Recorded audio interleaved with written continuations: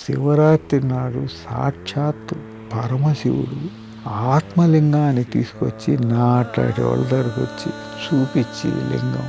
ఆ రోజు విభూతి అభిషేకం, ఆయనే ఆ బిందెని పట్టుకునేవారు. స్వామి చెయ్యి పట్టితే అది బరువు అయిపోయేదట, అంతవరకు ఖాళీగా ఉండేది. ఆ శివలింగాన్ని చూపిస్తూ స్వామి ఏం చెప్పారంటే, దీనిలో నవగ్రహాలు తిరుగుతున్నాయి. ఆ పీఠం ఉంటుంది కదా, ఆ పీఠం కరెక్ట్ బార్డర్ కింద ఇట్లా కోసి చాకులు ఇట్లయితే మొత్తం లింగమే పైకి వచ్చేసింది.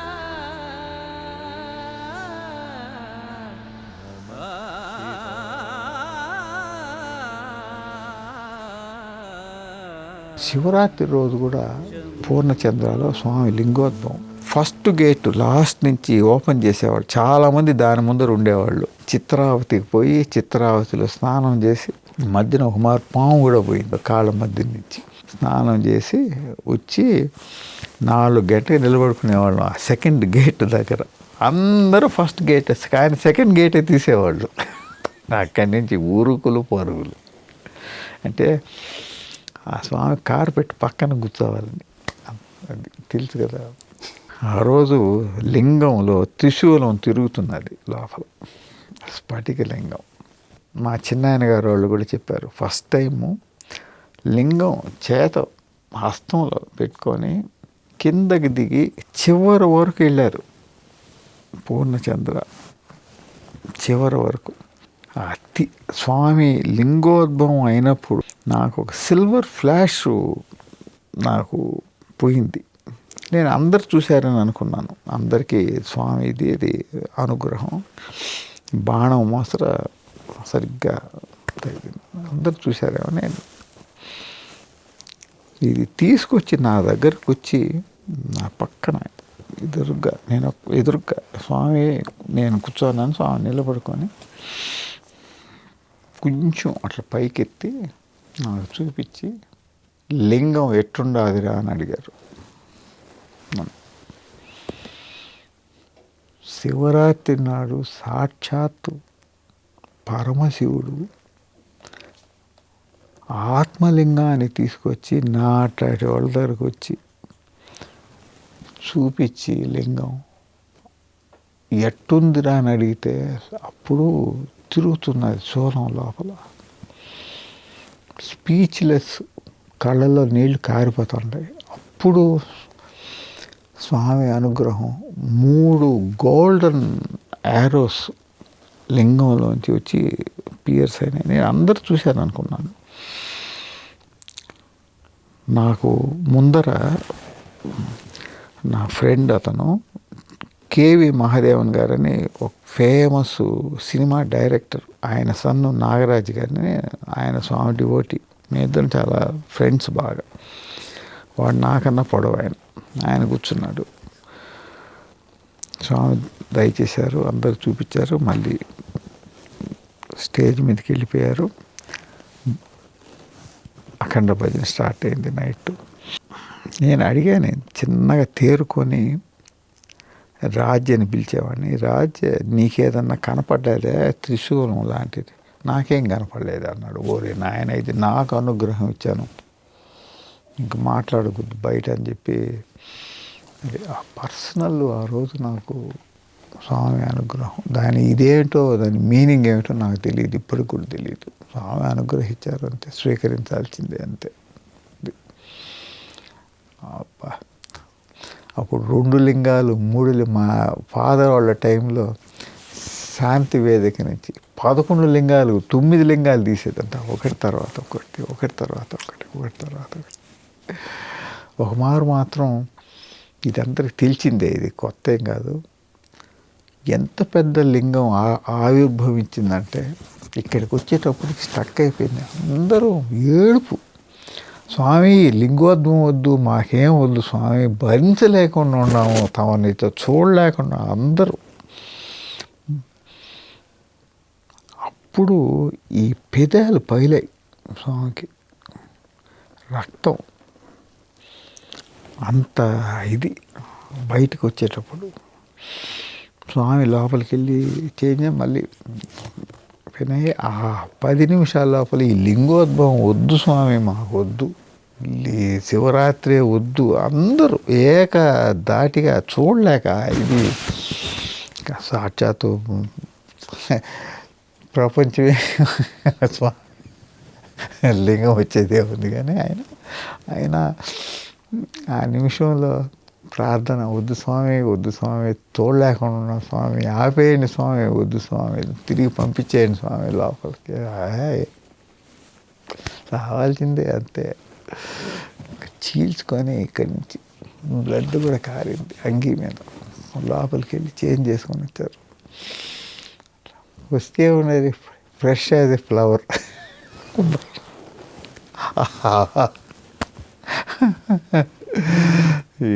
ఇట్లాంటి అనుభవాలు ఏమని చెప్పేది బాబు, ఏమీ చెప్పేది. విభూతి అభిషేకం దసరా మళ్ళీ శివరాత్రి ఆ రోజు విభూతి అభిషేకం. అది సాధారణంగా అప్పుడు నాయనే ఆ బిందెని పట్టుకునేవారు. ముందు పాలు ముందు ఈ హాల్లోనే జరిగేది, పాలు పెరుగు సాధారణ ఈ గుడిలో దేవస్థానంలో చేస్తారు కదా, అట్లా పాలు పెరుగు నీళ్ళు దాంట్లోనే అభిషేకం చేసేవారు. తర్వాత విభూతి కుంకుమం పసుపు అంతా ఈ హాల్లో చేసేటప్పుడు అవన్నీ ఉండింది. తర్వాత హాల్లో షెడ్లో మారినప్పుడు అవన్నీ లేదు, బట్టి విభూతి అది ఆ బిందె సాధారణంగా నాయనే ముందే చెప్పేవారట, ఏమైనా తినిరా, బింది పట్టుకోవాలా, నీకు బరువు ఉంటుంది, మళ్ళీ పడేస్తావు అని. సరే అండి నాయన అక్కడ ఈ పూర్ణచంద్రాల్లో వచ్చినప్పుడు నాయనకు మేము ముందే ఫ్లాస్క్లో కొంచెం హార్లిక్స్ ఏమైనా ఇచ్చి పంపేవాళ్ళం, అది తాగిపోండి లేకపోతే మీరు పట్టుకోలేరు అని. తర్వాత స్వామి చెయ్యి పట్టితే అది బరువు అయిపోయేదట. అంతవరకు ఖాళీగా ఉండేది, కొంచెం పడేది. తర్వాత స్వామి చేయి పడితే అది సడన్గా అట్లా అయిపోతే ఎక్కడ పడేస్తారో అని నాయనకే కొంచెం భయం. మళ్ళీ స్వామి లోపల చేయి పెట్టి బాగా తిప్పేవారు కదా, స్పీడ్కు కొంచెం చూస్తారు. మళ్ళీ ఒక్కొక్కసారి దాంతోపాటు ఏదైనా ముత్తలు మళ్ళా ఇది పూసలు అవన్నీ కూడా పడేది. అదంతా దగ్గర ఉండేవాళ్ళు, వాళ్ళు వీళ్ళు. నాయన కూడా 2-3 సార్లు ఏరుకున్నారు, ఏదో తెచ్చి ఇచ్చికి ఇంటికి ఇచ్చారు. ఎంత వచ్చేవాళ్ళు వాళ్ళకి అంత ఆ పూసలు ఏదో రాళ్ళు అవన్నీ. విభూతి అభిషేకం అయిన తర్వాత స్వామి చొక్కా అంతా విభూతి అయిపోయేది. అక్కడే పక్కలోనే రాజారెడ్డి గారు ఇల్లు పూర్ణచంద్ర పక్కలోనే అక్కడే ఉండేది. స్వామి అక్కడికే పోయి మళ్ళా గుడ్డలు మార్చుకొని వచ్చి మళ్ళా భజన మంగళారతి. అది శివరాత్రి నాడు స్వామి ఎక్కువ నీళ్లు తాగుతారు కదా లింగోద్భవం ముందు, దానికి ఎప్పుడు నాయనే కూజా పెట్టుకొని పక్కలో కూర్చుకొని ఉండి ఆ నీళ్ళు, అది నాయనకి ఆ భాగ్యం కూడా దొరికేది ఎక్కడ పోతేను. అది మీరు కూడా శివరాత్రి లింగోద్భవాలు చూసే అవకాశం దొరికిందా? చూశానండి. మాకు మళ్ళీ మా నాయనమ్మకు కూడా ఒకటి ఇచ్చారు, సరే రమ్మన్నారు నాయనమ్మని. ఈసారి నాయనకు చెప్పారు, అమ్మని తీసుకొని రా, లింగం ఇస్తాను శివరాత్రిది అని. అంటే అప్పుడు నాకు సెకండ్ డెలివరీ అయింది, మా అమ్మ రాలేకపోయింది. మా నాయనమ్మని తీసుకొని వచ్చారు. ఆసారి 9 లింగాలు ఉద్భవం అయిందట. దాంట్లో ఒకటి మా నాయనమ్మకి ఇచ్చి రోజు అభిషేకం చేసుకో అంటే, మా నాయనమ్మ స్వామి నాకు మంత్రాలు ఏమి రావు అని అంటే, ఏం వద్దులే ఓం నమ శివాయ అని చెప్పి రోజు అభిషేకం చేయి, తీర్థం మీ ఇంటి వాళ్ళంతా వాడుకోండి, అది మీకు ఒక రక్షగా ఇస్తున్నాను అని చెప్పారు.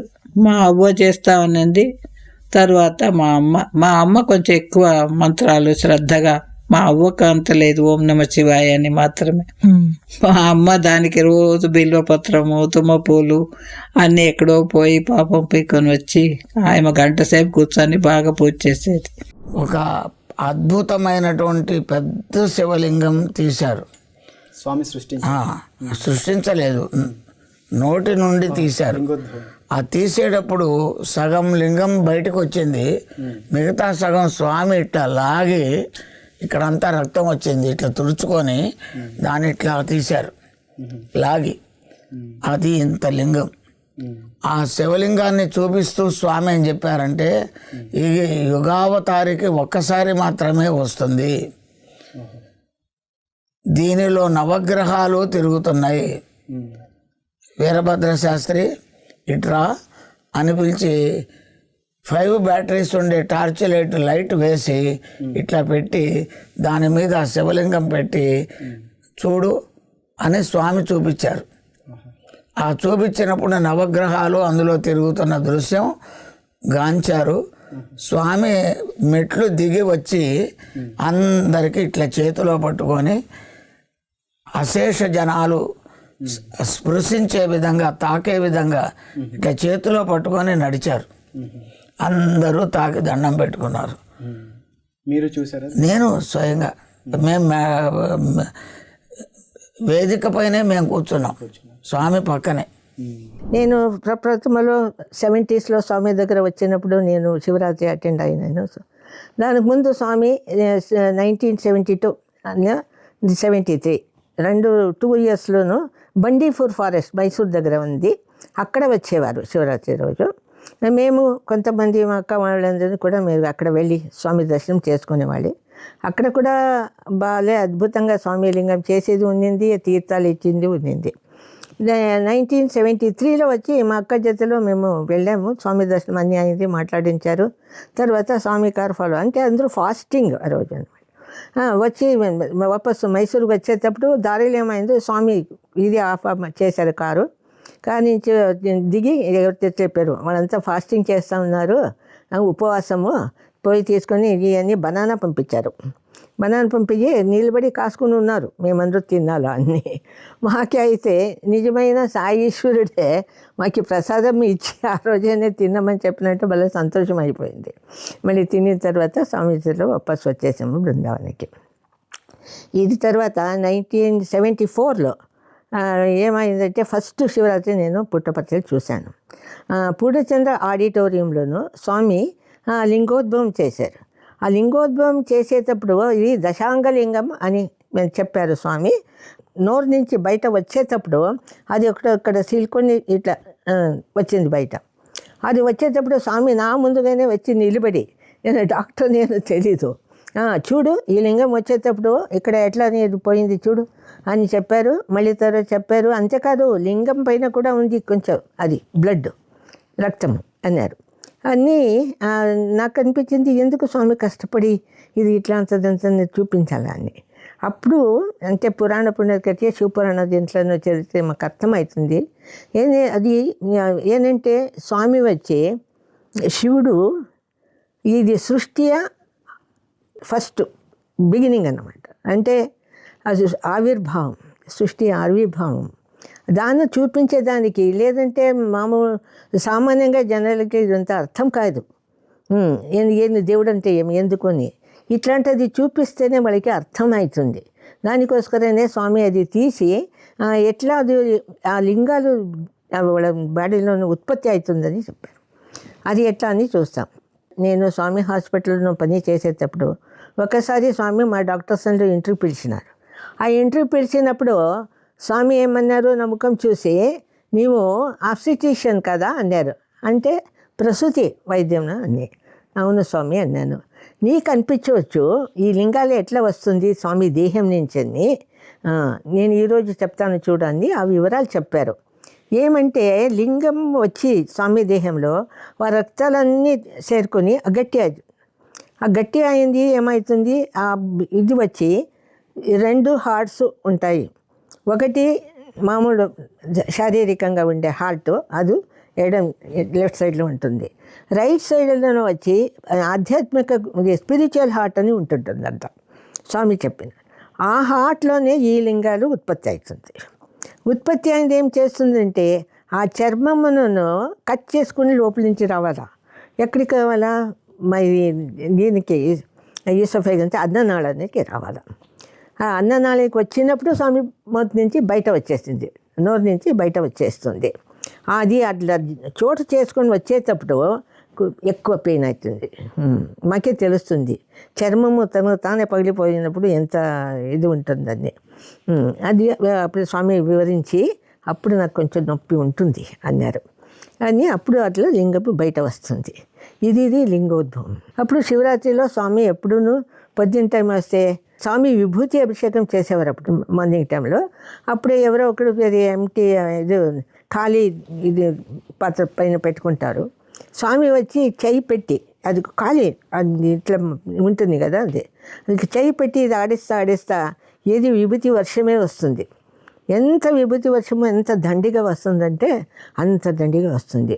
నేను వైట్ఫీల్డ్ హాస్పిటల్ నుంచి ఈ హాస్పిటల్కి వచ్చినప్పుడు అక్కడ ఇంకా హాస్పిటల్లో ఆపరేషన్ థియేటర్ మొదలు పెట్టలేదు. నాకు స్వామి అన్నారు, నేను వచ్చి ఆపరేషన్ థియేటర్ ఇనాగ్రేట్ చేసిస్తాను, తర్వాత ఆపరేషన్ చేస్తాము. కానీ మళ్ళీ అన్నారు, నేను శివరాత్రి మా రోజు వస్తాను, పొద్దున వస్తాను అన్నారు. సరే స్వామి, సంతోషం. అయితే నీవన్నీ అరేంజ్మెంట్స్ చేసుకోవాలా, నేను వస్తాను, అన్నీ రెడీ చేసి పెట్టుకోను. సరే స్వామి అన్నాను.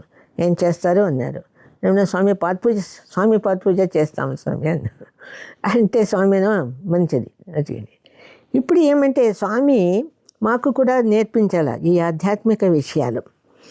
డాక్టర్స్ అన్ని ఊరికే సైన్స్ బేసిస్ పైన మేము ఏదో చేసుకుంటాం నిజమే, దానికి కొంచెం ఫలితం ఉండొచ్చు. అయితే స్వామికి ఏమంటే మాకు ఇప్పుడు ఆధ్యాత్మిక నుంచే ఎట్లా అది కూడా మాకు నేర్పించాలా అని. సరే స్వామి హాస్పిటల్కి వచ్చారు, అని అరేంజ్మెంట్ చేసుకున్నాము. మళ్ళీ అంట వేరే అక్కడ పని చేసే వాళ్ళకంతాను దీపం ఇచ్చాము చేతులను, స్వామికి వెల్కమింగ్ అని. అప్పుడు కింద ఒక బాటిల్ మూత కూడా పెట్టినాము.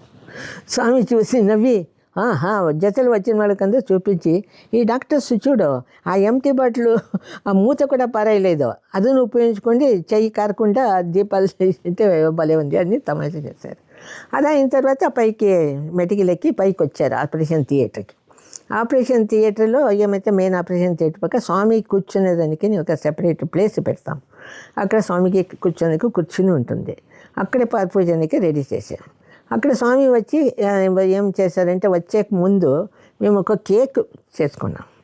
ఆ కేక్ ఏమంటే అది లింగాకారంలో చేసాము. లింగాకారంలో లేస్తే ఆ లింగం పెట్టేది చెప్పే కదా, పానీ పెట్టేవారు, ఇది పీఠం ఉంటుంది. సరే అది కొంచెం బార్డర్ లాగా కొంచెం ప్లేస్ ఉంటుంది.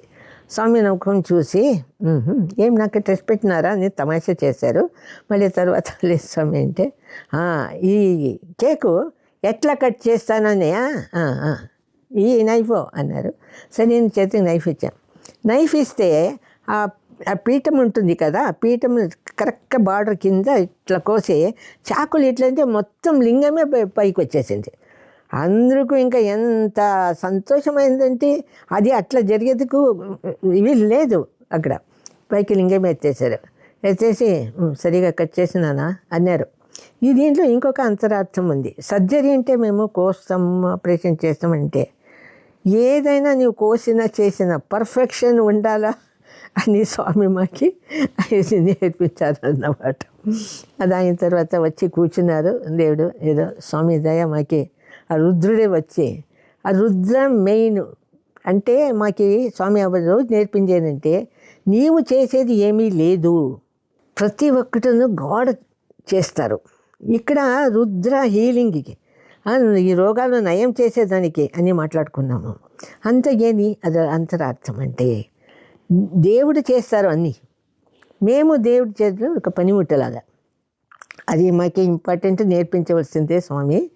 అంటే మామూలుగా వచ్చి పూజ చేయమన్నారు. అది పాద పూజని చేసినాము, పూలను వేసినాము. వచ్చిన వాళ్ళు కూడాను వాళ్ళకు కూడా పూలు అన్నారు. వాళ్ళకు పూలు వేసే వాళ్ళకు సంతోషం అయిపోయింది. ఇదన్నీ అయిన తర్వాత స్వామి రిబ్బన్ కట్ చేసేసి అది ఇనాగ్రేషన్ చేశారు ఆపరేషన్ థియేటర్. మళ్ళీ చెప్పారు, సరే ఈరోజు నుంచి మొదలు పెట్టండి మీరు ఆపరేషన్ను, నా బ్లెస్సింగ్స్ అని చెప్పేశారు. అమ్మకు అందుకు నమస్కారాన్ని ఇచ్చి సంతోషం అని చెప్పేసి వచ్చేసారు.